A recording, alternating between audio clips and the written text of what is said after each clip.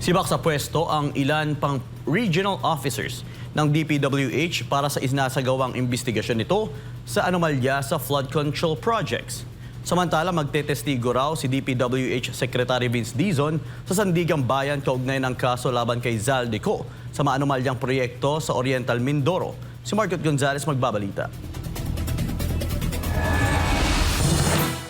Patuloy pa rin ang ginagawang pagsisibak ng DPWH sa kanilang mga opisyal simula nang mabulgar ang anomalya sa mga proyekto kontra baha at para sa ginagawang investigasyon dito. Pinakabago sa mga sibak ngayon ay ang 4 na regional director, 2 assistant regional director at 2 district engineers. They are relieved effective when I sign the relief orders, which will come in the next day or so.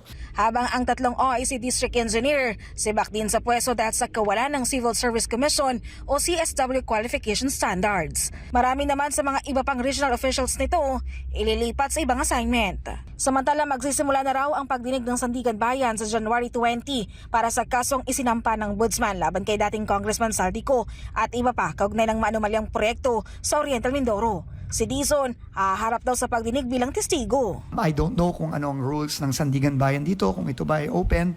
I'm not sure, pero ina-announce ko lang sa inyo na on Tuesday, ako'y magtitestigo sa kaso sa Oriental Mindoro, sa kaso ni former Congressman Zaldico.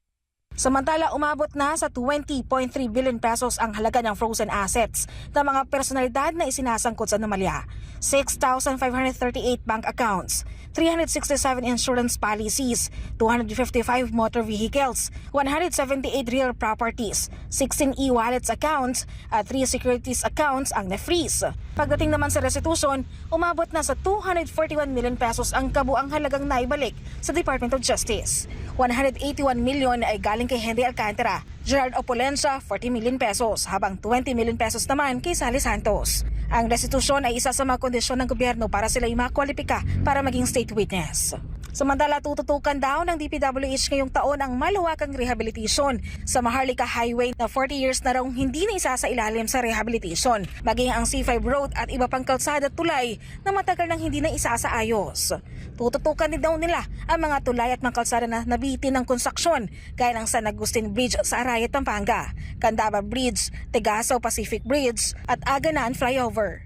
Para sa Diyos at Pilipinas kumahal, Margaret Gonzalez, SMNI News.